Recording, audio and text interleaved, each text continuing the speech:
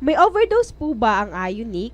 Kasi every time po na umiinom ako ng tubig, may patak po na 10 to 20 drops. Salamat po, Doc.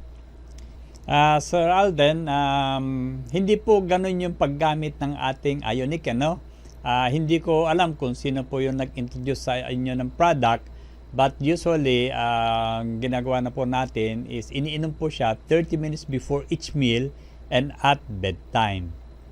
Although wala naman toxicity, kasi ang ating Ionic po ay minerals, and minerals are essential nutrients. And then ayon kay Dr. John Sorensen, siya po yung isang specialist pagdating sa human metabolism. Ang sabi niya, pag yung ating essential nutrients ay saturated na sa ating katawan, ang ating bituka po will ignore it.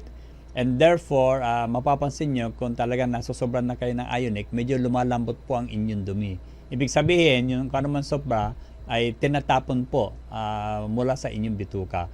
Kaya dun sa mga nakakaroon ng problem ng constipation, ito mataas na dose ng ating Ionic ay maganda para maging regular ang kanilang pagdudumi. Okay? So, wala po yan toxicity. Actually, nung ako po ay napunta dun sa aming supplier sa Utah, USA, ito po yung unang bagay na tinanong ko sa kanila.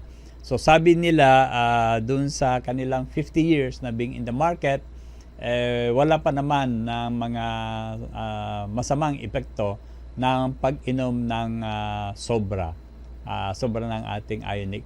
Basta kaya lagi kong sinasabi, pag iinumin nyo po yan, make sure na iniinom nyo po yan together with water. Kasi kung ano may excess, mapaparami po yung ihi and itatapon din ng inyong kidneys yung excess po niyan.